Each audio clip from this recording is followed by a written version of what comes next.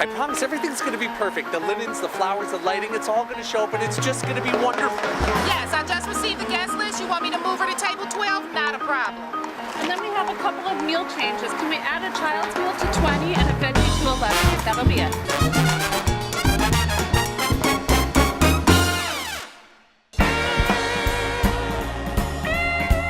And welcome to the show where we talk about all things wedding, the Wedding Planners. I'm here with Desiree Dent and Claudia Zampa, and I'm Anthony Navarro, and we are the Wedding Planners. You know, before we get started today, we really just want to thank you all of the viewers, for all of the love and all the support that's coming out on Facebook and Twitter, on YouTube. The comments are great, the emails are great. We just want to say thank you so much for watching. We're going to keep bringing you more episodes every month. So we just wanted, before we got started today, we really just wanted to thank you all for watching. So thank you.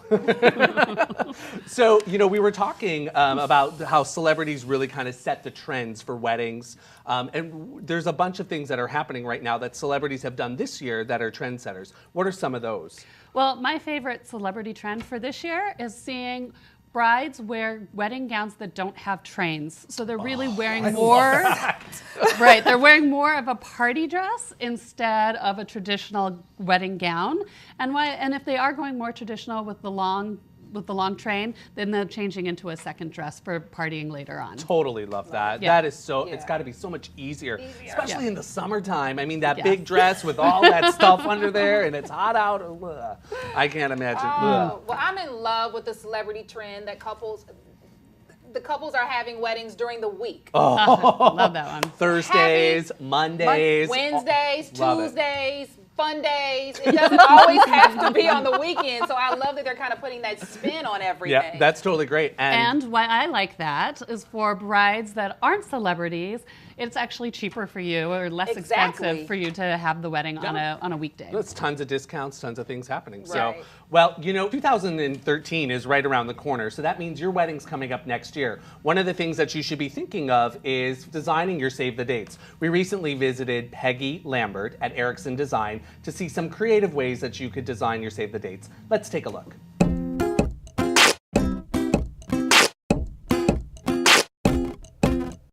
The main purpose of the save the date is so that people actually put it on their calendar and make sure that they're not busy and can be there for your big day.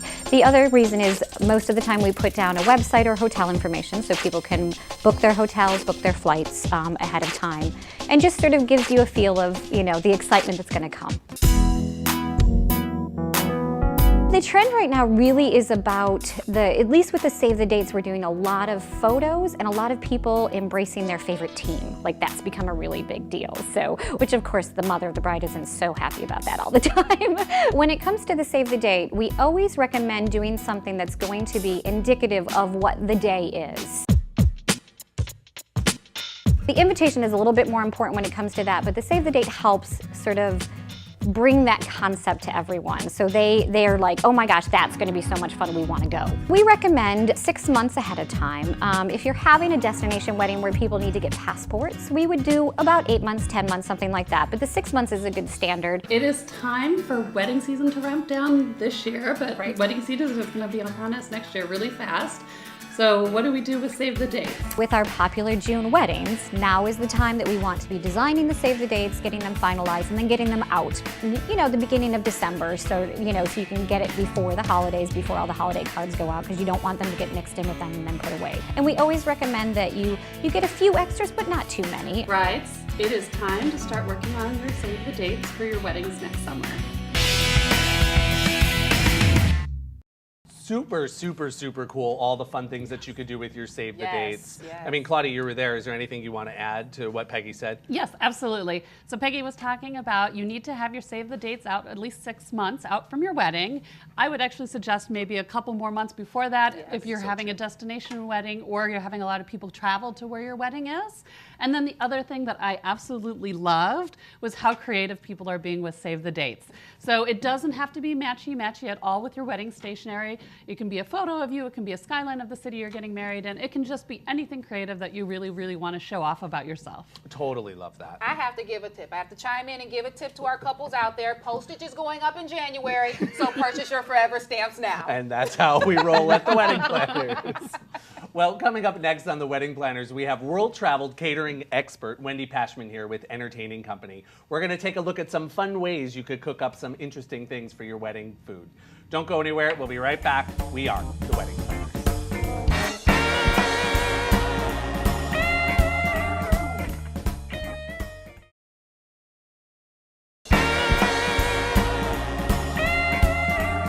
And welcome back to the Wedding Planners. Are you looking to wow your guests with your wedding food? We just recently visited Wendy Pashman at Entertaining Company to see what she's got cooking up in her kitchen just to do that. Let's take a look. Hi, I'm Wendy Pashman, and I'm president of Entertaining Company.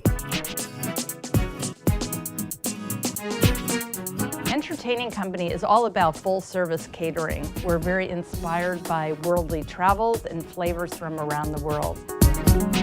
We have a wonderful group of consultants who really love to do weddings. They will find out everything about the wedding. They work long hours. They are completely committed to our bride and grooms. And they all have their own specialty. Why do brides and grooms come to Entertaining Company? Because we really believe in niche, personalized weddings. We really hone in and delve into the bride and groom and want to know everything about them as we go through the planning process. Wendy, thank you so much for being here with us. Hi, Anthony. We're so happy to have you here. So Wendy, you know, all of us who have tried your food, we all know that you were just very creative in the actual food itself. I want to know how do you get, you know, what inspires you to get so creative with the foods that you make? Most of my inspiration really comes when I travel. I love to travel. I mean, I've been to India a few times. I get a lot of inspiration from street food. Street food is one of my favorite things. So I'll be in India and New Delhi and I'll see a street vendor with chaat, and that will become a small little hors d'oeuvre at an elegant wedding. Things like that. Or I was just in San Francisco going to a beer garden. So they had beautiful pickled vegetables and it was an amazing presentation. That'll find its way onto some kind of bar presentation, I think an upcoming 2013 wedding. So you get a lot of your inspiration from traveling and Absolutely. trying different foods and seeing what other people in the world are doing. Absolutely. And when I'm not traveling, I'm looking at magazines or blogs. So you're always looking. You're Visual candy. I love visual candy. Totally. Eating with your eyes. I love eating with my mouth too, but that's okay. And luckily, we have a great chef who actually can make the food. Sure, which is real. I mean, that's half the battle too. It's a key. So yeah, it's a big key. So Well, and talking about eating with your eyes, I love this new presentation style that you're bringing to some of your weddings. Oh my Tell God. us about it. The surprise and delight. The surprise and delight. I Surprise love that and- term. It's you know, an unfolding sort of presentation and dinner, because you know you love the luxury of a seated plated dinner, and we don't especially love buffets, but people love the layering and the surprise of having that buffet. So we like to have the waiters come, and once the entree plate is down, 2 or 3 extra waiters come and bring something maybe you don't think that everyone will like Brussels sprouts or eggplant. I love I love or Brussels something with sprouts, yeah. capers, cauliflower Something. Yeah. with capers, with breadcrumbs. Love it, but not everyone will love it. Sure. But if you have 2 or 3 extra things, it's a little bit of surprise and delight. So it's kind of like a plated dinner coming to the table, and then also like a little, but not really, like a little bit of family style. A little bit of family. Just we a little like bit it, of surprise. Communal. Yeah. Because we like it to be a little bit more elegant than the big trays of, family style. Sure. But these would be small little plates that we put, or we would have a triangular plate and have 2 foods there, and then put a 3rd one right there. Oh my and then gosh. sometimes we do mobile carts, where Mobile that's carts. fun. That's a whole other surprise and delight way Sure. that we do, where you're sitting at a beautiful table, and then a mobile cart comes almost like dim sum, and small 6-inch plates come with entree selections. So you get so much variety and layering that way. Oh my gosh, that sounds amazing. That's You don't- our newest I guess thing. you don't have to go to Chinatown anymore for dim sum. Not You at can have all. a wedding with Entertaining Company, which is really great. So Wendy, what just before we go, is there anything that's really inspiring you right now to make foods for couples? couples? What inspires you to I love write heritages. I love when people sit down and I try to find out more about their family, make it really personal to them. So they always want the wedding that nobody else has had. And of course, they are a couple that has never been before. So let's find out more about where they come from, what their families are all about, and build on that. That's my favorite starting point. That's an awesome starting point. That is just fantastic. Well, Wendy, thank you so much for being here with us today. We just love having you on the show. Thanks, Anthony. And if you want to learn more about Wendy and Entertaining Company and ways to wow your guests with food, you could visit our website at www.thewedplanners.com. Coming up next, we're going to be talking to one of Desiree's former brides who pulled out all the stops on her wedding to make some surprises for her guests. Don't go anywhere. We'll be right back. We are The Wedding Planners.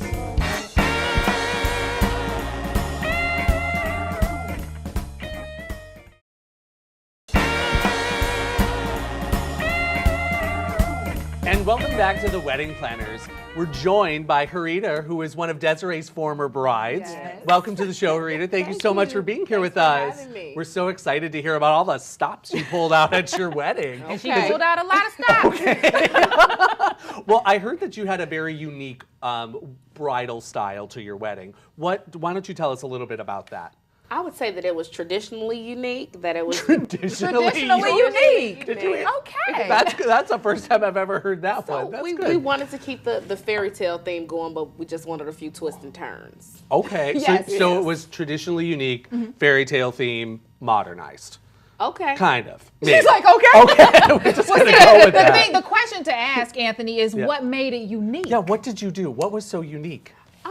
I would say Pick one thing. One thing, Yes. the transportation. Transportation? Right, Oh, the transportation. Getting the guests from like the hotel to the venue? No, the good thing, it was a one-stop shop. Okay. We got married at the Marriott Lincolnshire Resort. Everything was there, so we still wanted to include transportation for our bridal party and mainly for the groom to have an entrance just like the bride. So you both had your own entrances and then your bridal party had entrances too? Yes. Okay, so who came in first in what? This is what I want to know. First in what? I would have to say Mike. How Mike Mike came did in. come yeah. in Mike, Mike came the in. groom. So the that's groom. the unique part. Tradition, the bride comes in, has an entrance. The unique part, the groom in our wedding had an entrance. Oh, how did he come in? He came in, it was an outdoor wedding with a little pathway, so he came in a Porsche GT. It was so cold. Awesome. Wow. And who came with him? Was it just him by himself or? No, since it was a convertible, it was him and he had two best men that rode in with him. And then they popped out. So the three of them pull up in a Porsche. Yes. Right. And they fix their jackets Right. and then go take their position. Yes. Stop it. That is. But So hold then on. that- We got to talk about how the bridal party got in. how did they come in? Well, thanks to the great rehearsal dinner with my planner who created a storyboard for the rehearsal I mean, dinner. because all rehearsals that have fairy tale weddings need a Have storyboard. storyboards, right. Okay. They came in limos that met, and then the groomsmen grabbed the bridesmaids out of the limos and walked them down the aisle. Oh my gosh. All 12 of them. Oh my Right. gosh. And then okay, now how did you come in? It's a fairy tale. You got one guess. You can. Hello. A horse and buggy, a horse and carriage. Absolutely, Oh a my beautiful gosh, you were horse like and a carriage. princess. I did. I felt like a Wow. princess. So I did. that's really amazing. So instead of doing big grand entrances, Right. you at the reception, you did them for the ceremony. Right. But she still had another spin at the reception. What did you do at the reception? Dare I ask? The surprise at the reception, my entire family and wedding party rather, including my grandparents, we did a hangover parody. And when you got your entree, the screen dropped and you were able to watch us replay the hangover. Oh my It was hilarious. 10-minute movie. So this Right. was like surprise and delight. Like you were Absolutely. sitting down to eat dinner and bam, there's a movie with the bridal party and the family, It was everybody in absolutely it. hilarious. Oh Yes. my gosh, that sounds so fantastic. It was. Well, Harita, thank you so much for being here with us You are today. absolutely We welcome. just Thanks for having we me. just enjoyed having you here. And if you want to learn about more ways that you can surprise your guests at your wedding, you could visit our website at www.thewedplanners.com. Coming up next, we're answering your questions on Facebook and Twitter. Don't go anywhere. We'll be right back.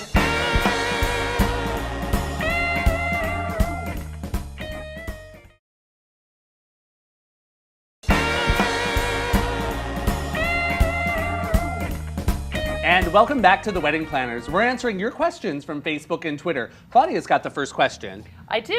Jeff on Facebook from Fort Lauderdale, he wants to know, does he have to wear a tuxedo? No. No. Wait, is Jeff the groom? Jeff's the groom. Oh, Jeff's okay. Just want to clarify there, right there. Well, I just want to know. That's all. I mean, Jeff, wear what you feel comfortable in. If you're not a gentleman who would like to have on a tuxedo, then wear a nice suit. Could be a dark black, navy, chocolate brown, khaki if you're having a more summertime, beachy style wedding. You could do the whole style with the vest and the shirt and the tie, Yes. suspenders, bow ties. That totally works. Love a bow tie. You know, the only thing I would say just with a tuxedo, if you're having the big, you know, old school, old world hotel, traditional fancy schmancy wedding, it seems like a tuxedo would be really appropriate for that. Other than that, I see it like not having to be a necessity. Hey, enjoy yourself. It's your day as well. Wear what you feel comfortable in. Yep. My question comes from Marissa from Austin, Texas. She wants to know, why do flowers cost so much?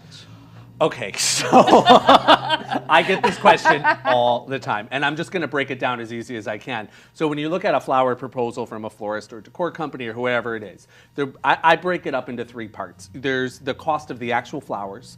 There's the cost of the actual vessels that you rent from the florist, and then there's the labor cost. And believe me, what is really the most expensive is always the labor. Even if you think you have a trio of cylinder vases with submerged flowers, I know it's very simple and there's not a lot of stuff in those vases, but think about it. 20 tables times 3 pieces per table. That's 1 or 2 people having to run around, fill the vases up with water, light the candles.